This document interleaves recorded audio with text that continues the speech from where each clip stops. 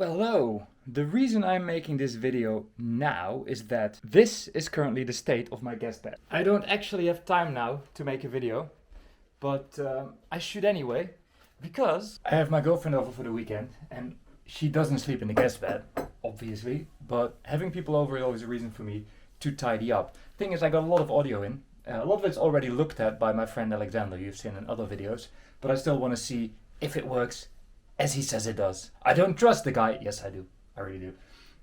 Some of it was actually gifted to me, like this music hall CD player, which I did already try, and it doesn't read, and that's all I know. So I'm gonna finish my tea and get going. Also, look at this. I got it from a friend as a Christmas gift, the spoon. Already had the mug. Together with the tea, which I really like. It's cinnamon orange red bush tea, rooibos tea. It's lovely. Just what I need to go through a lot of audio. I generally don't really know what to think of Music Hall. Their record players seem to be a bit hit or miss. That looks pretty serious though. That's actually a good looking CD player on the inside, look at that. They tried, that's for sure. Let's just give the lens a clean and see if it helps. I don't think that's going to solve it because of how new it is. I think there's something else going on. Also, this didn't even seem to spin, so maybe the mechanism just gets stuck somewhere. But let's give the lens a clean. Yeah, it doesn't look dirty at all. Oh well. This video may not be as in-depth as they usually are. Well, usually, as they can be. Because I don't have that much time actually. Christmas is coming and it's a very busy period. But again, I want to get this stuff out of the way. It's not even a little bit dirty. That's not going to save it. It's an interesting mechanism. It actually looks like a CD-ROM mechanism. I don't think this is actually dedicated for audio, which is fine, by the way. That really doesn't matter. Okay, does it spin the disc? Let's see. Can you guys see it? Yeah. And it reads. Really? But it wasn't even slightly dirty. It can't be that sensitive, right? It's not happy, is it? Does sound good though.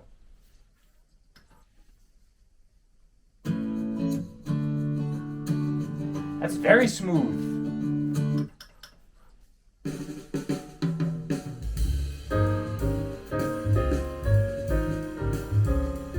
It's clearly not happy, but it's definitely worth a new mechanism. Is it supposed to do that?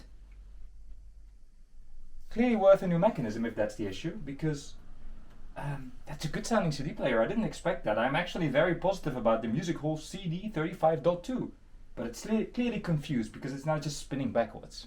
Next. Something just happened. I tried it again and it immediately started spinning backwards and then wouldn't read until I re-entered the disc. And then it worked again, so that's probably what happened the first time when it wouldn't read, and it was just a coincidence that it immediately read after the cleaning. It feels like a power issue, but I made a video of it with my phone. I'm going to send it to Alexander. And let's see if he can fix this thing, because I would actually like it to work properly. It sounds really good. Found this one in my parents' basement. I must have picked it up at some point, I don't remember it, and I also wasn't the one to tie up the power lead because it was tied in a way that I cannot. I suck at that. Oh, that's very loose. I'm happy that's still there. It's an Akai AM-101. Usually the main issue with these are iffy switches. Maybe this has been in another video previously and I just don't remember. Whatever the case may be, let's try it out. It powers on. Royalty-free crap incoming.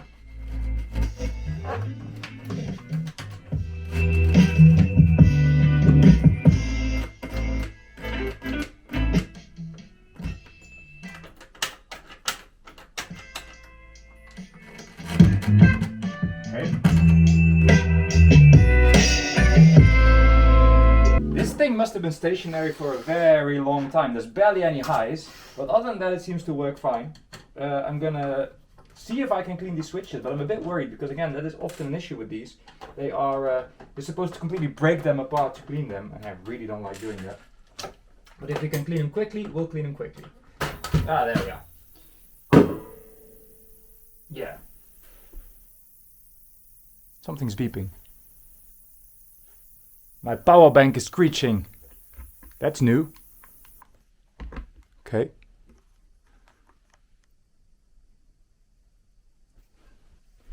So here's the issue. These switches are completely closed. And with completely, I mean, you can open them, but it's all plastic and it's just gonna break. So these didn't seem to be too bad. It was mostly those that were the issue. And they are completely hidden behind the faceplate. Yeah. Okay. Everything breaks, of course, because plastic. Okay, that's not too bad. You can actually get to it like this. This has gotten wet at some point. Stuff has happened to this thing. They are reliable buggers though, these Akais. So we're just gonna put some contact cleaner in these and hope that does the job.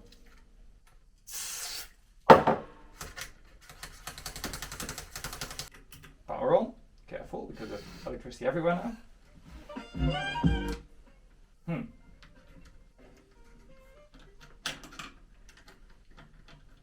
Why do I only get one channel? Pretty much. Okay. Still a bit of dirt in there. Okay, seems to work reliably. Let's try another input. This was tuner. Let's try CD aux. Not sure which one that is now, but we're about to find out. Not that one. Not that one. Oh. That one. Okay, apparently it was that one.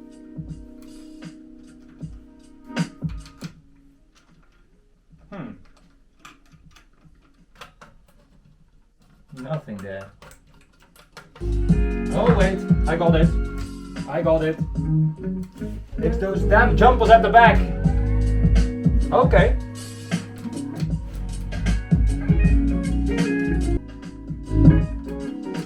One channel again? What is this? Every time I switch I lose a channel.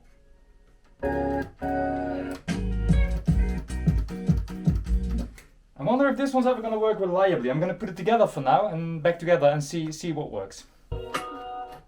One channel.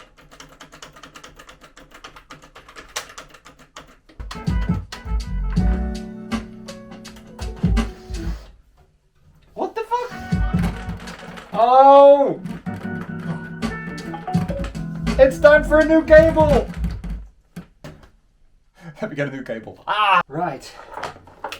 Pulling a new cable is actually quite a bit of work because they're all tied up down there, but let's see if it solved the issue. Tuner. Please work, because that was a lot of work.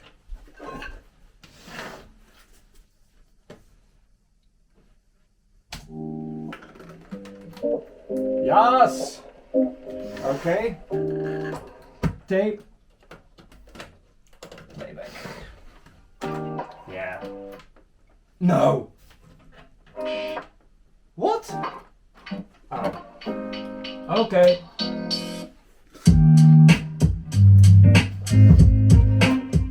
One of the speaker cables had come loose. CD. Yes! And then at a very low level with no lows and all of the highs, let's try phono.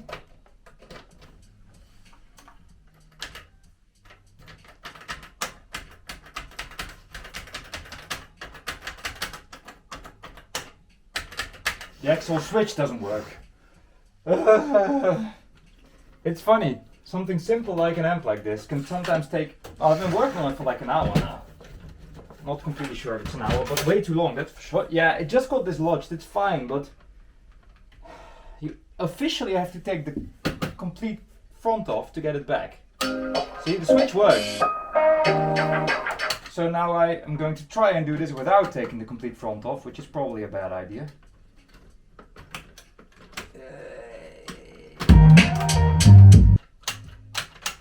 Yay!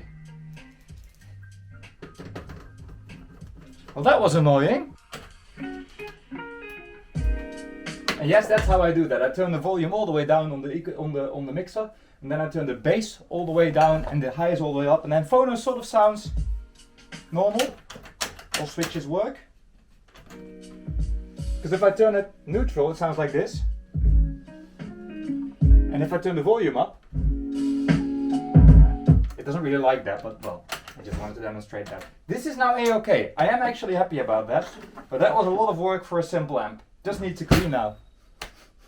This one already had maintenance by Alexander. He just didn't do any of the optics, so I'm going to give this a clean in a bit, but let's first see how it runs. It's an Akai 4000 dB, which is quite a rare one. I think he changed a few transistors in it, because they always go bad. And other than that, these are actually pretty damn reliable. They don't sound spectacular, they don't sound bad either, but they are a bit of a classic and people do tend to like them, so I do too, I'm not gonna lie, even though I wouldn't use one as a main deck because I just prefer something a bit more quality. Here it goes, let's get a tape. I am, as always, getting my Pate de Fua tape because so far that has been doing very well with music rights. I know this band because they were playing it in a Mexican place I used to frequent. Unfortunately it closed now. It was called Ernesto's in Sittard, the town of Sittard. Great place, great music venue as well, small music venue but still. I do miss it dearly. I think Ernest these days, the owner, is a mailman. I see him bring the mail around every now and then. Nice guy. Let's see. Okay. Typical, okay. We do have sound. Ooh, it's very noisy. But then it is an oldie, obviously. Or do we have sound?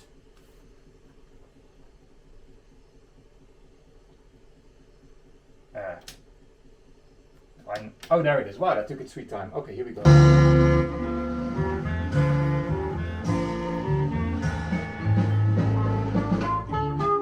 Needs a new pinch roller.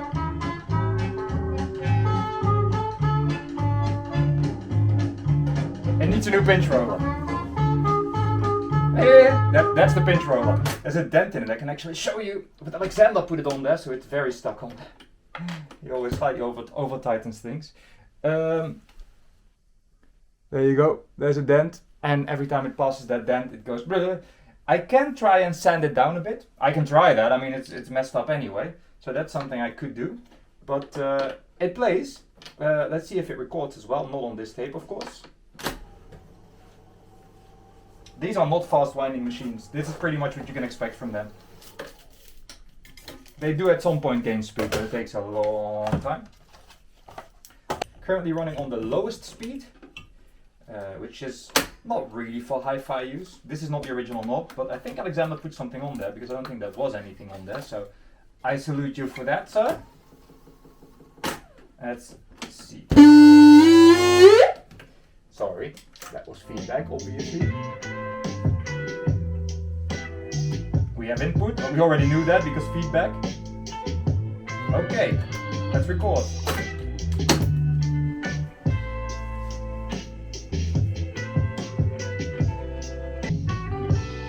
Maybe I should go for something a bit more. Maybe I should go for something a bit more hi-fi.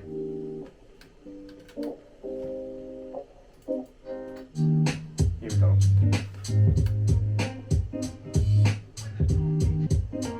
Okay. Counter goes to 3 and then we change the speed. This is how you change the speed on a machine like this. And to change the equalizer you have to flip this switch. But that's only for playback. Here we go again.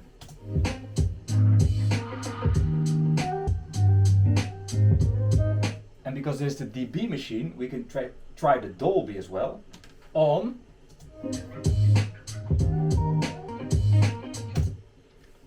There we go.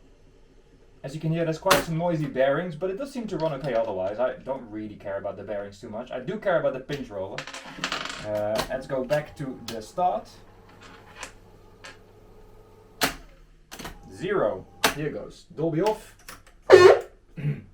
Tape. That's good. Other than the pinch roller issue.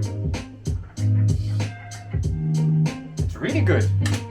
Okay.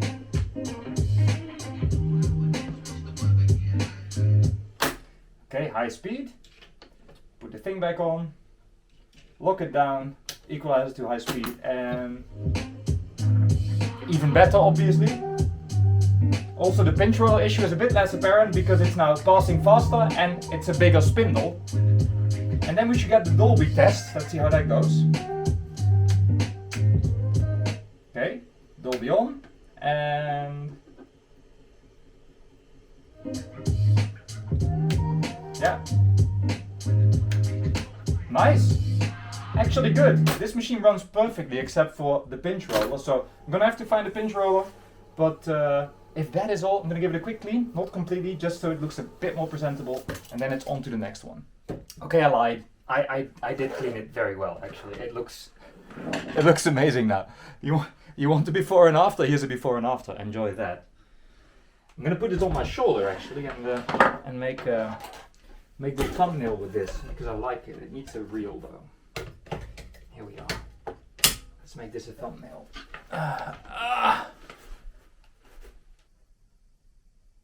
Okay. I'm really happy about the way this turned out. It looks so rough and it looks really good now. The pinch roller is in some washing up liquid, as the Dutch know it, Dreft. And other than that, it's great. It's really good. Alexander really outdid himself. I think he mentioned that it was a bit vibratey, but I don't think he noticed that it was the pinch roller. So it's an easy fix. Either I fix this pinch roller or I'll find one. It shouldn't be impossible to find a pinch roller for one of these, because it's the same one as the 4000DS, 4000D, I think the GX 4000D. It's a pretty easy pinch roller to find. Good machine. Editing from the couch. I finished my coffee almost. And that was part one of that series. I shot quite a lot of video that day. I got a lot of audio in and that was a lot of fun stuff. I'm actually really looking forward to you seeing all this. But this was part one. We just passed the 16-minute mark and I will see you again in a couple of weeks. See you then.